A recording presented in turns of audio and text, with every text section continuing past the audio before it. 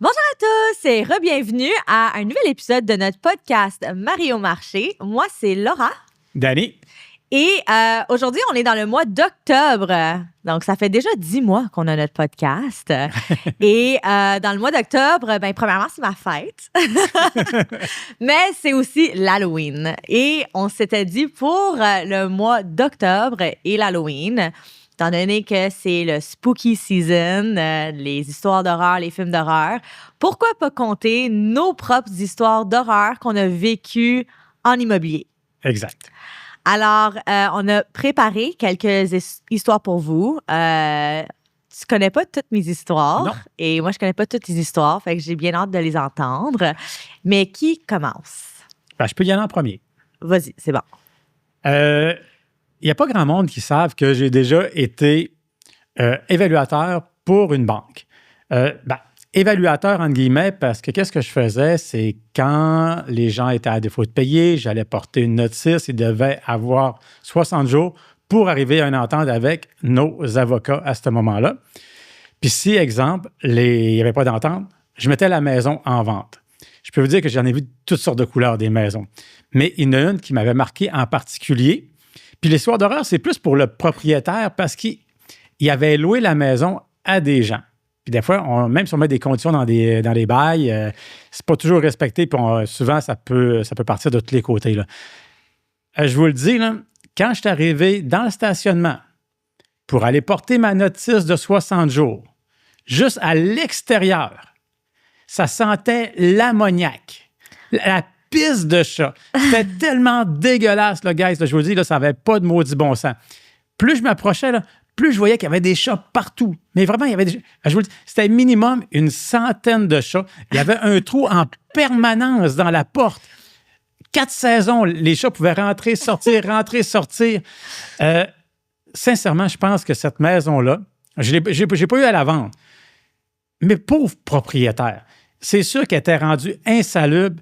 Puis d'après moi, ils l'ont démolie. C'était vraiment, vraiment un dégât, un désastre, une histoire d'horreur pour ce propriétaire-là là, il a dû s'arracher les cheveux de sa tête parce qu'il a perdu sa maison, c'est sûr et certain. Je vous dis un minimum, parce que je ne veux pas exagérer, une centaine de chats qui étaient inside out dans la maison. Pas exagéré. Non, pas en tout. Parce que je ne veux pas exagérer, parce que j'en dirais plus. C'est épouvantable. Mais tu vois, si tu enlèves la pisse de chat puis les odeurs, là, c'est le rêve pour certaines personnes d'avoir son chat. On a conté cette histoire-là juste avant le podcast à la fille à Dani, puis elle était comme... Moi, c'est le rêve avoir son chat. Mais on n'a pas parlé de la pisse, fait que, oui. Puis, il y avait de la merde partout aussi là, dans la maison. C'était pas juste de la... Dehors, ça sentait le pipi, mais à l'intérieur, il y avait de tout, là. Puis je suis sûr que si j'avais fouillé davantage, je suis sûr qu'il devait y avoir des carcasses. Il devait y avoir des... Je suis sûr. Non, je vous le dis, là. Oh. C'était pas cute, là. Puis moi, quand je vais faire ça, normalement, je dois prendre des photos puis les envoyer à l'institution financière pour justifier un peu l'évaluation que je fais de la propriété. Non, je vous le dis, là. C'était pas cool. C'était... regarde, j'avais jamais vu ça de ma vie. C'est sûr que c'était insalubre. C'est sûr. Tu vois, mais tu peux avoir plusieurs chats sans que ça soit insalubre. Moi, ma voisine, quand j'étais à Toronto, j'ai grandi à Toronto, puis elle avait quand même 25 chats à un moment donné. Puis c'était bien. Non, moi, je connaissais le nom de tous les chats. Ça te prend combien de litières pour avoir 25 chats? Mais c'est des chats extérieurs aussi. Puis là, en tout cas, mais oui, son sous-sol n'était pas super, mais le reste de la maison, ça sentait pas. Mais bon, on savait qu'en faisant ce podcast sur les histoires d'horreur, qu'on allait compter plusieurs choses qui allaient peut-être être un peu... dégueulasse, pas le fun. Mais on voulait aussi avoir des histoires peut-être un peu drôles pour vous entertain. Fait que ça, c'était comme semi-drôle, mais semi-dégueulasse en même temps. Fait que moi, je vais vous conter une histoire reliée à l'immobilier, mais c'était pas quand j'étais courtière. Donc, pour ceux qui ne savent pas, moi, j'ai déménagé quand j'étais jeune. J'ai loué une chambre chez une madame, OK? C'est la première fois quand j'ai déménagé, je louais une chambre, puis je pense 2 mois après avoir emménagé, la madame Lynn, super fine, là, elle m'annonce qu'elle met en vente. Fait que là, moi, j'étais vraiment frustrée. Là, j'étais là, je viens de déménager, tu me kick out déjà. Fait que là, elle met en vente. Fait que moi, à ce moment-là, j'étais au cégep, OK? Fait que je me souviens, je reviens un jour du cégep et Lynn est assise sur le divan puis elle est en panique. Là. Elle était comme, oh my God. T'sais. Puis là, quand j'ouvre la porte, elle est comme, oh my God, Laura, je suis tellement contente que tu es là. J'ai besoin de te dire quelque chose. Là, je suis comme, OK. Là, elle dit, ben aujourd'hui, c'est la journée d'inspection de ma maison. OK? Puis, ben l'inspecteur, il est monté dans l'entretoit. Et dans l'entretoit, il a trouvé quelque chose. Là, je suis comme, mais qu'est-ce qu'il a trouvé, tu sais? Elle dit, il a trouvé une valise, une grosse valise. Puis il m'a demandé si c'était à moi. Mais moi, j'ai jamais vu de valise, là. Puis elle faisait genre 4 pieds 5, là, 4 pieds rien, tu sais. Fait que c'est sûr qu'elle montait pas dans l'entretoit, là. Elle était, non. Fait que là, elle était comme, là, j'étais comme, ben, qu'est-ce qu'il y a dans la valise? Elle dit, je sais pas, c'est pas moi qui ai mis ça là. Puis elle a toujours habité là seule. Fait que, tu sais, c'était pas à personne qu'elle connaissait, c'était pas comme un de ses enfants ou quoi que ce soit. Fait que là, ben, nous, on a décidé de descendre la valise. On a descendu la valise. Puis là, on se faisait des scénarios dans notre tête, là. Là, on était comme, y a-t-il une personne découpée, morte dans la valise? Tu sais, nous, on savait pas. On espérait que ça allait être du cash. On était comme coaching, là, je négociais avec elle. Bon, mais si on trouve du cash, là, tu m'en donnes combien? Tu sais? Fait que finalement, est-ce que tu peux deviner qu'est-ce qui était dans la valise? Je sais pas, aucune idée. Des livres. Non. Des costumes. Non. C'était la pornographie des années 70, mais genre transgenre. Oh! Ouais. OK. C'était vraiment comme particulier, là. Tu sais, comme concept, là, mais c'est comme vraiment... tu vois que ça a été caché dans l'entretoit, là.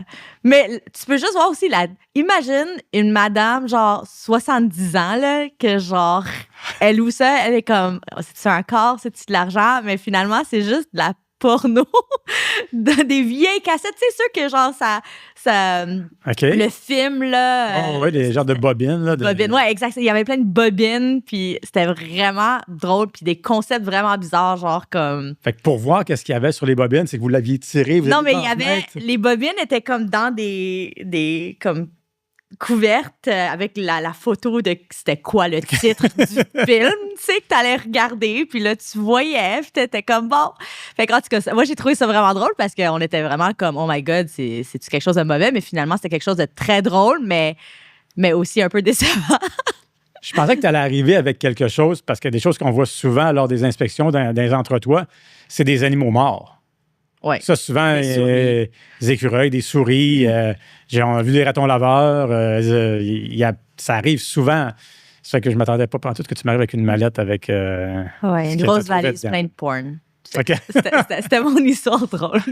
Ouais, c'est plus drôle que d'horreur. Horreur, mais c'est comme juste... Mais l'idée que genre, oh my God, il pourrait y avoir quelque chose de horrible là-dedans aussi. Tu sais, on savait pas. Peut-être des weapons de meurtre, là. On le sait pas. Okay. En tout cas, ça, c'était une de mes histoires. Your turn. On va aller du côté un petit peu paranormal. Hanté. Paranormal, hanté. Je pense que c'est un peu la même chose. Moi, j'avais une cliente qui me disait qu'elle voyait les esprits. Moi, de base, personne plus rationnelle un peu. Tu peux pas dire ça. Il y a des gens qui... OK, vas-y. Tu laisses-moi conter mon histoire. Vas-y. Je pense qu'il y en a pour tout le monde. Moi, non, je croyais pas à ça. Tu sais, voyons donc. Tu sais, puis regarde, laisse-moi conter mon histoire. Oui. Puis, bon. OK. Non, je croyais pas à ça. J'ai le droit. Ça fait que... Puis cette cliente-là avait pas d'auto. Ça fait que c'est moi qui la voyageais, puis j'allais la chercher, puis on visait des maisons. Puis 2 fois qu'elle m'a fait vivre des expériences qui m'ont fait freaked out. La première fois, on arrive devant la maison. Elle dit, Danny, je me sens pas super confortable avec cette maison-là avant qu'on la visite. C'était une boîte à clés, il y avait personne dans la maison. Fait que là, regarde, on était ensemble, on va la visiter, ça va bien se passer, puis tout ça. Puis, comme je disais tantôt, j'ai capoté. On se promenait dans la maison. Puis, je sais pas si vous savez, tu sais, dans les films d'horreur, des fois, on voit une lumière qui allume, elle ferme. Il y en a un autre qui allume là-bas, elle ferme. Ça venait comme une après l'autre, comme ça. Je capotais ma vie. J'ai comme pas eu le choix de changer un petit peu ma manière de penser ou mes croyances à propos de ça, parce que quand elle se déplaçait dans la maison, les lumières la suivaient. Ah. C'était vraiment fucké, là. C'était pas cool, là. Tu sais, puis elle me l'a collé dehors. Elle dit, j'aime pas ça, j'aime pas ce que je vois ici. Ce qu'elle voulait dire, c'est que cette maison-là, il y avait des esprits, puis elle était hantée. Tu sais, ça fait que... Ben oui, Manon. Elle s'appelait pas Manon, là, c'est juste un nom que je viens d'inventer. OK. Mais OK. Moi, faut que tu me montres. J'avais juste un petit peu Thomas. Mais c'est bon, ça m'a fait un peu changer mon idée. Puis la deuxième histoire avec cette personne-là, une autre maison qu'on visitait, ça, c'est encore vraiment, vraiment, vraiment spécial. Là. On visite la maison, on se promène dans la maison, on regarde la maison, blablabla, elle aime la maison. Puis là, à un moment donné, elle me dit comme discrètement, il y avait un chien ici. Il y avait un chien? Un chien. Oui, il y avait un chien. Je suis comme, oh, OK. Mais il n'y avait pas de chien, là. Non. Il n'y en avait pas de chien. OK? OK. Il y avait un chien ici. OK, continue de faire ça. À un moment donné, on arrive à la fin de la visite, elle voit les propriétaires. Les propriétaires étaient dans la maison. Elle leur demande, est-ce que vous aviez un labrador blond ici? Là, elle commence à parler du chien. Ah, spécifique, là. Oui, puis à décrire le chien. J'en parle présentement, là, puis j'ai des frissons. Je capote. Là, il n'y avait pas de photo de chien nulle part dans la maison. Moi, j'en ai pas vu. OK. Je sais pas si ça m'a bullshité ou quoi que ce soit parce qu'elle a vu quelque chose, mais les propriétaires ont commencé à pleurer. Oh non. Oui, le chien était décédé comme peut-être même pas un mois avant qu'on fasse la visite. Oh. Puis elle a décrit le chien. Est-ce qu'elle a vu une photo? Pas de photo. Je ne l'ai jamais su. Mais je peux vous dire qu'après cette expérience-là, les maisons hantées, le paranormal, les esprits, ces choses-là, même si j'avais un esprit un peu fermé à ça, j'ai pas le choix de garder une ouverture parce qu'elle m'a vraiment fait vivre une expérience. Paranormal. Oui, mais peut-être que je me serais passé de ça. Ouais. C'était pas le fun. T'as-tu fini de visiter la maison que les lumières allumaient? Ou... On est sorti assez rapidement. Ouais, c'est ce que... On est sorti assez T'es rapidement. allé au sous-sol? Non, on s'est pas rendu dans le sous-sol. Non, je sais pas. Juste à marcher sur le balcon, c'était un balcon, c'était comme un genre qui faisait deux côtés de maison. Les lumières faisaient tout. Tu sais, ça allumait, ça suivait. C'était no cool. No cool. No cool. C'était terrible. Mais question immobilière, là, pour sortir des histoires rapidement, t'étais-tu déclaré dans la déclaration du vendeur? Non, probablement. Et à ce moment-là, là, il y avait, parce que ça fait quand même 24 ans que je fais de l'immobilier, là, il n'y en avait pas réellement de déclaration du vendeur. On était sur la limite qu'on commençait à en avoir. Là. Ça fait que, non, je ne peux pas dire si c'était dans la déclaration ou non. D'après moi, on n'était pas encore rendu dans la déclaration vendeur. Parce que c'est ça, les déclarations de vendeurs ont beaucoup changé dans les dernières années. Là, on est parti de comme, je pense, ça commençait à 3-4 pages, 6 pages. Aujourd'hui, on est à 13 pages. Mais la question de si elle est hantée n'est pas là. Il y a la question de s'il y a un mort violent, suicide dans la propriété. Il y a la question qui dit... est-ce qu'il y a d'autres facteurs qui pourraient impacter la valeur de la propriété, tu sais? Puis c'est là que je me demande, si tu sais que ta maison est hantée, genre, cette maison-là est hantée, là, c'est pas normal, là, tu sais? Fait que la question, c'est, est-ce que tu dois comme l'inscrire? Je pense que, tu sais, s'il n'y a pas de preuve officielle, mais ça serait une question pour un avocat, ça, tu sais, de savoir comme... Définitivement. Si tu as vraiment des clairs signes de maison hantée, je sais pas, là. Moi, je pense que ça devrait être une déclaration obligatoire, personnellement. C'est les hantées. Oh, oui. Ouais. Écoute, drôle d'histoire pareil. Ça fait penser. Ça change ta manière de voir les choses. 100%. Non. Okay. Moi, j'ai une histoire, mais c'est pas du tout paranormal. Je dirais plus, tu sais, la définition de horreur pour tout le monde est différente. Mais tu parlais tantôt de locataires qui avaient la maison, qui avaient une centaine de chats. OK? Et je veux juste commencer à dire, pas tous les locataires sont mauvais. Il y a beaucoup de très, très, très bons locataires. J'ai eu la chance d'avoir des excellents locataires dans mon unité, mon condo que j'ai.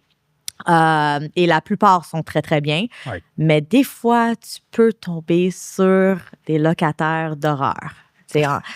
Donc, moi, je vais juste compter rapidement une histoire d'une maison que j'ai dû vendre. Puis la locataire, c'était une locataire d'enfer. Une locataire, là, que elle laissait pas les visites. Elle voulait pas laisser aucune visite sur la propriété. Quand les visiteurs venaient, elle gueulait après les visiteurs. Elle leur contait plein de mensonges sur la propriété. Tout pour faire qu'on ne soit pas capable de vendre. Malheureusement aussi, c'était l'ex du propriétaire de la maison. Oh Donc, ça n'a pas aidé à la situation. Mais ce qui a fait que finalement, il a fallu qu'on passe en cours. Et j'ai dû aider notre client pour plaider. Oui, c'est ça. J'ai dû témoigner en cours comme quoi qu'elle enfreignait à la vente de la propriété. Le pauvre monsieur, il voulait juste vendre sa propriété, puis elle ne payait pas. Elle ne payait pas le loyer de mémoire, là, à ce que je sache. OK? Elle ne payait pas. Mais surtout, elle enfreignait à la vente. Et donc, il a fallu que moi, j'aille en cours pour dire un témoignage de voici ce que j'ai vu depuis que j'ai pris le mandat de vente sur la propriété. Et ce qui est, tant qu'à moi, encore plus crazy, c'est qu'elle était là, tu sais, en cours, elle était vraiment pas contente que j'étais là pour compter mon histoire. Moi, je suis là devant le juge, genre, avec mon petit papier que j'ai préparé pour faire mon témoignage en train de grelotter quasiment, genre, parce que, genre, j'ai tellement peur. Puis là, elle, après mon témoignage, ben, il doit la demander, tu sais, si elle a quelque chose à rajouter, tu sais. Fait que là, elle commence à sortir comme quoi que, genre, j'ai fait des demandes de visite sans lui avertir d'avance. Puis tout était écrit par message texte. On avait vraiment tout par message texte ensemble. Et ce qu'elle a fait, c'est qu'elle a imprimé nos messages textes, mais avant de les imprimer, elle a délité mes envois à moi. Elle avait juste ses réponses à elle qui, genre, m'envoyait chier, là, honnêtement. Fait que, il y avait juste ça. Fait que là, elle soumet ça au juge. Fait que là, le juge, il regarde. Fait que là, il dit, ben, madame, vous avez, tu sais, madame la courtière, moi, j'ai jamais averti qu'il y avait des demandes de visite ou les choses qu'elle avait. Fait là, je peux-tu voir les papiers que tu viens de recevoir? Je les regarde, j'ouvre mon cellulaire, je suis comme, c'est parce qu'elle a délité les messages. Voici les messages, tu sais. Fait qu'en tout cas, histoire d'horreur dans le sens que finalement, ça a bien fini. On a pu sortir la locataire, on a vendu la propriété, tu sais, mais ça a juste... Ça a pris combien de temps pour le fun? Ça a pris des mois. Ça a pris, je pense, c'était 6 mois de temps pour pouvoir régler la situation. Okay. Fait que c'était quand même long pour quelqu'un qui n'a pas de revenus pendant ce temps-là, puis a une maison qu'il doit supporter. Mais ça a bien fini au final, mais c'est juste pour montrer des fois, c'est pas toujours tout rose. Les propriétaires à revenus, tu peux avoir de l'argent, ça peut te faire de l'argent, mais quand les locataires détruisent la propriété comme avec les chats ou payent pas le loyer ou enfreignent à la vente, ben c'est très difficile. Je pense que les pires, comme tu as dit tantôt, la majorité, c'est des bons locataires. Mais je pense que les pires cas que j'ai vus, c'est ceux qui louent des maisons. Je pense que c'est les pires cas que j'ai vus. Ceux-là qui louent des maisons. Condos, appartements, tout ça, c'est comme des petits 4,5, c'est correct. Mais ceux-là qui louent des maisons, si bol, parce qu'on dirait qu'ils veulent pas entretenir la maison. Moi, les pires histoires d'horreur que j'ai vues avec les locataires, c'est dans des maisons. C'est dommage. C'est très, très, très dommage. Mais la dernière histoire, à moins que tu en avais une autre? Non, regarde, on s'entend là, qu'en 24 ans de carrière, en faisant des évaluations, je pourrais en raconter une puis un autre. Mais, vices cachés. De vices cachés, des histoires. Tu sais, à un moment donné, j'ai dû intervenir dans une transaction où il y a certaines personnes qui vendent avec des pancartes vertes, là, qui cachaient des choses, qui cachaient de l'information qui était pertinente, qui pouvait justement affecter la valeur de la propriété, puis que j'ai été obligé d'intervenir dans la transaction, trouver où il y avait des erreurs pour sortir l'acheteur de là, parce que le vendeur avait caché des choses qui étaient graves dans la maison. Mais il y en a plein, là. C'est que j'en ai pas préparé d'autres, j'en avais comme préparé 2. Mais je pense qu'il y a la dernière que tu veux compter qui nous est arrivée quand même, c'est pas si longtemps que ça, qui mérite d'être racontée. Oui, ça, c'était toute une histoire et triste, par contre. Triste en même temps, avec une bonne fin. Ça a bien fini. Mais on va la compter du début, un peu pour mettre en contexte. Fait que, au fond, on avait un condo à vendre à Laval.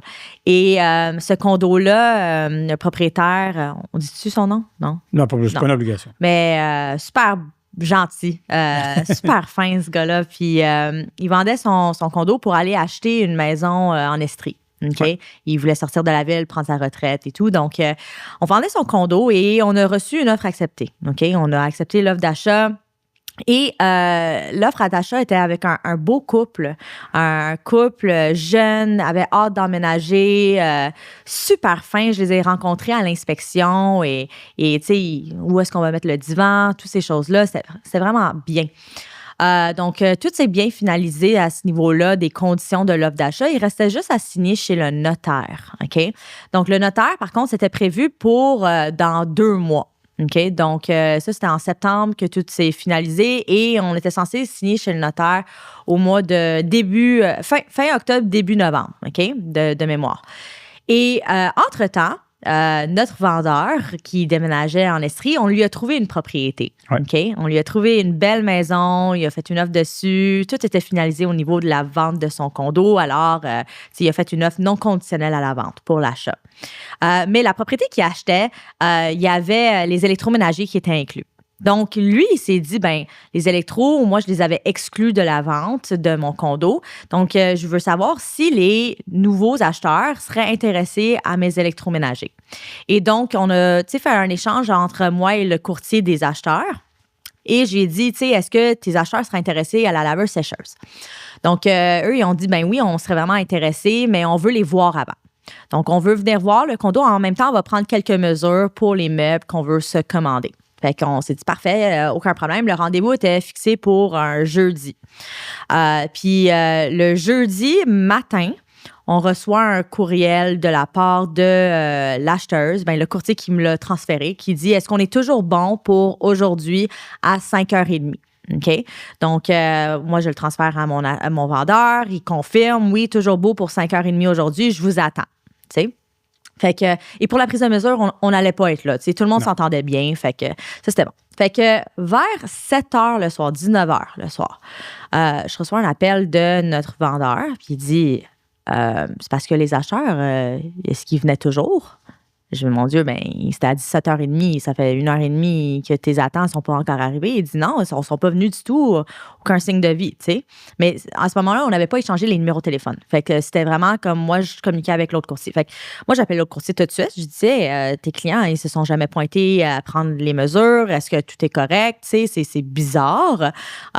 Fait que lui, il dit, c'est vraiment pas de leur genre, tu sais, ils sont super fins. Je comprends pas pourquoi ils se pointeraient pas. Là, tu sais, moi, c'est sûr. Moi, je suis courtier immobilier. Moi, je veux protéger mon vendeur. Fait que moi, je suis comme, j'espère qu'ils n'ont pas de regret de leur achat. Puis là, ils se pointeront pas. Puis lui, il me dit, non, ils feront jamais ça. Tu sais, s'ils aimaient vraiment le condo, il avait hâte d'emménager. Fait que là, je suis comme, OK, c'est bizarre. Appelle-les. Il les appelle, pas de réponse. Il les texte, pas de réponse. Il me rappelle, il dit, écoute, j'ai pas de réponse. C'est vraiment pas leur type. Je suis vraiment désolée pour ça. Fait que, il dit, je te reviens demain. T'sais. Fait que moi, je dis à mon vendeur, pas de nouvelles. Là, mon vendeur, ça va-tu? T'sais, la vente va-tu tomber? Qu'est-ce qui se passe? Moi, j'ai acheté une maison. Là, il capote. Pas de nouvelles pour 72 heures de temps. 72 heures passent, puis les acheteurs ne nous reviennent pas. Puis finalement, qu'est-ce qui arrive? C'est qu'on lit dans les nouvelles qu'un des acheteurs est décédé par meurtre. Ouais. C'est horrible de dire ça, mais je sais pas si on va se faire censure là, sur les réseaux ou YouTube, mais il a malheureusement perdu la vie devant sa conjointe. Ça a passé aux nouvelles et c'est arrivé littéralement 20 minutes avant qu'il était censé se rendre pour la prise de mesure. Donc, ça, c'est pire scénario. C'est un scénario que tu t'attends pas à ce que ça arrive. Toutes les parties, là, c'est terrible. C'est exactement, oui, pour notre vendeur, mais horrible pour la pauvre famille, puis la femme. Fait que là, c'est ça, on doit naviguer ça. Fait que c'est sûr que nous, en tant que courtier, on essaie, qu'est-ce qu'on fait? Fait que là, on appelle notre dirigeant d'agence, on lui explique ça. Écoute, il n'a jamais dealé avec ça de sa vie, lui non plus. Fait que, OK, on doit essayer de trouver une solution. Mais heureusement, on avait une garantie avec Remax qui s'appelle Tranquillité parce que nous, au fond, ça a retardé la vente étant donné que l'acheteuse était toujours vivante, elle. Ça a été, guys, je dois vous dire, là, ça, c'est comme crazy. Juste avant qu'ils décèdent, ils avaient signé leur document d'hypothèque et ils avaient signé l'assurance d'hypothèque. Parce que tu as le choix de prendre une assurance ou pas quand tu prends une hypothèque. Puis l'assurance couvre, au fond, si un des deux parties décède ou tombe malade gravement, que l'hypothèque va être remboursée entièrement. Mais même s'il n'avait pas encore signé chez le notaire, l'assurance, finalement, C'est applicable. A été applicable parce que lui, il l'avait signé. Donc, la bonne nouvelle, c'est que elle, au final, out of a horrible situation, son hypothèque, elle se retrouvait à avoir un condo complètement payé, remboursé. Puis elle disait aussi que c'était le condo qu'ils voulaient acheter ensemble. Oui, c'est ça. Ça l'attachait un petit peu. Exact. Mais pour nous, notre vendeur à nous, avec la garantie, heureusement, il a pu acheter l'autre maison et aussi avoir son condo couvert au niveau de tous les frais que ça engendrait de le conserver quelques mois de plus parce que finalement, ça s'est été conclu, long, là. Oui, au mois de janvier, si je ne me trompe pas. Fait que ça a pris quelques mois quand même à ce niveau-là. Mais ça a été des grosses montagnes russes d'émotions. oui, pour les deux parties. C'était, pour les deux parties, ça a été vraiment épouvantable. Parle d'une histoire d'horreur. Une vraie histoire d'horreur. On n'aurait pas dû finir sur une histoire qui est triste de même. Mais c'est un peu l'objectif du podcast d'aujourd'hui. C'était sur l'Halloween, c'était le concept. Puis c'est correct. C'est une histoire d'horreur, c'est une histoire d'horreur. Tu sais, c'est comme, oui, c'est pas une histoire drôle. Là. Ce sera pendant le mois de l'humour qu'on fait des histoires drôles. Mais Il devrait y avoir un mois d'humour. c'est cool. Humour, je l'ai-tu bien dit? Je suis pas capable de dire le mot C'était parfait. humoriste. Mais tout ça pour dire, bon, ben ça, c'est les histoires d'horreur. Puis, tu sais, je veux juste dire que c'est pas du tout un cas normal. Vous avez pas à avoir peur que ça va arriver. Et même les histoires qu'on a contées avant celle-ci, je dirais la plupart de nos transactions, ça va super bien. On a plus de 1500 transactions ensemble depuis qu'on est dans l'immobilier. Si on fait le ratio, c'est minime. C'est minime. Fait que n'ayez pas peur d'acheter une propriété ou de vendre votre propriété. Ça va bien se passer. Laura avait peur de faire ce podcast-là pour que le message, que ça vous ayez peur, mais non. On est là pour vous protéger. Puis ça, c'est des exceptions. Là, on tourne la question vers vous. On est vraiment curieux de savoir quelles sont vos histoires d'horreur, soit en tant que courtier immobilier, mais aussi acheteur-vendeur. Avez-vous vécu une histoire d'horreur? Si oui, partagez-nous l'histoire. On voulait pouvoir lire vos histoires, mais on a été un peu dernière minute là-dessus. On voulait vous poser la question avant de venir ici. Mais j'espère que vous avez trouvé quand même notre podcast aujourd'hui entertaining avec nos histoires. Et on a vraiment hâte d'entendre les vôtres. As-tu quelque chose à rajouter? Non, c'est complet pour moi. Merci de votre attention. Puis à la prochaine. Bye, guys.